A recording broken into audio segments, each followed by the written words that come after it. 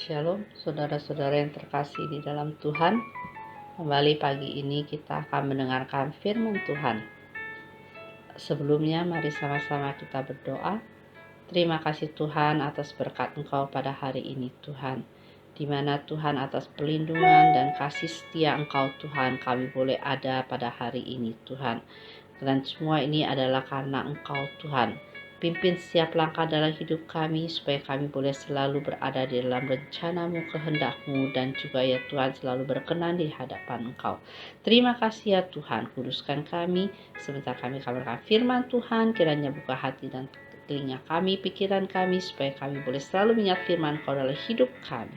Terima kasih ya Tuhan, hanya di dalam nama Tuhan Yesus kami berdoa. Firman Tuhan pada pagi hari ini bertemakan tentang buah bibir. Paulus lahir di Tarsus, sebuah kota yang terkemuka pada zaman itu di wilayah Kilkia. Sebelum bertobat, ia memiliki nama Saulus. Ia menjadi bahan pembicaraan atau buah bibir orang-orang pada zamannya karena perubahan hidupnya yang sangat radikal, sehingga menimbulkan kekaguman banyak orang.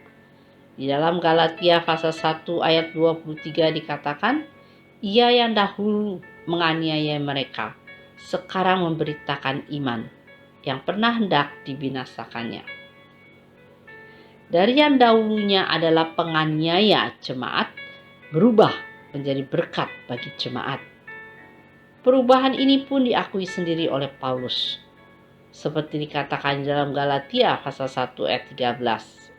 Sebab kamu telah mendengar tentang hidupku dahulu dalam agama Yahudi. Tanpa batas, aku menganiayai jemaat Allah dan berusaha membinasakannya.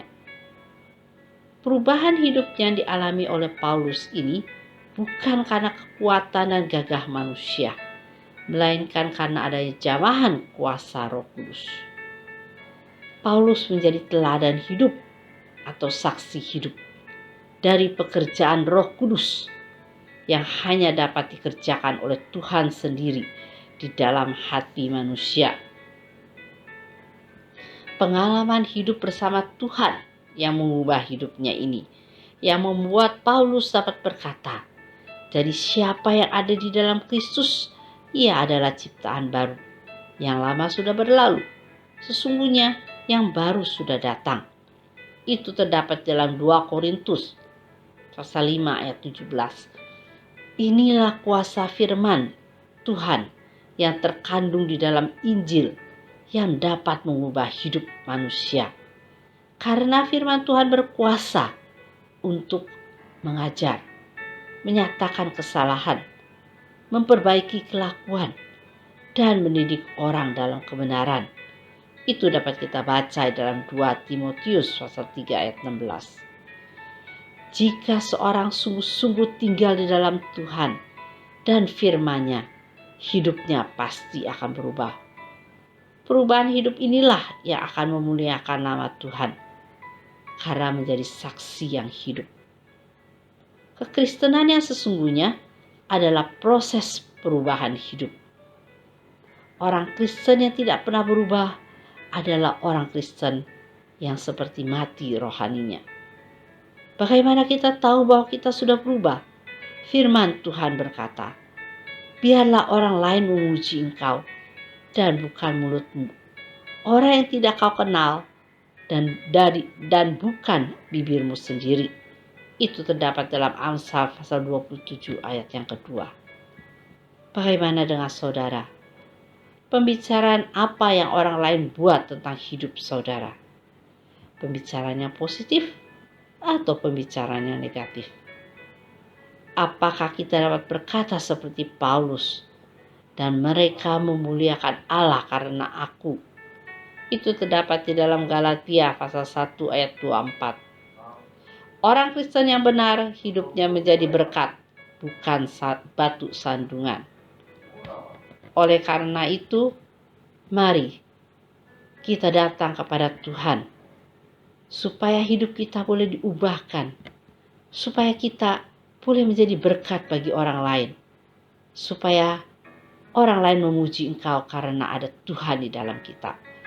Dan karena ada Roh Kudus yang berkuasa dalam hidup kita, yang mampu mengubah hidup kita, kita akan menjadi seperti ciptaan baru. Karena Roh Kudus dapat memperbaiki kelakuan kita, dan firman Tuhan dapat mendidik kita di dalam kebenaran. Bersandar kepada Tuhan. Biarlah hanya kemuliaan Tuhan aja saja yang ada dalam hidup kita. Dan hidup kita boleh menjadi berkat dan bukan batu sandungan. Tuhan Yesus memberkati. Mari sama-sama kita berdoa. Terima kasih Tuhan atas hari ini, di mana kami boleh belajar Tuhan, supaya hidup kami diubahkan, supaya hidup kami boleh menjadi berkat bagi orang lain, supaya kemuliaan Kau ada dalam hidup kami, dan juga Tuhan, supaya hidup kami boleh selalu ya Tuhan, dapat menjadikan kuasa Kau dalam hidup kami Tuhan, supaya Roh Engkau Tuhan dapat bekerja hidup kami menjadi ciptaan baru, dan juga hidup kami boleh ya Tuhan diperbaiki kelakuannya, dan selalu ya Tuhan menjadikan kebenaran Engkau dalam hidup kami. Terima kasih ya Tuhan, kami serahkan semua ke dalam tangan Engkau Tuhan, karena kami percaya Tuhan bahwa punya yaitu menjadi orang Kristen adalah proses perubahan hidup. Terima kasih Tuhan, kami serahkan semua dalam tangan Kau. Hai dalam nama Tuhan Yesus kami berdoa. Amin.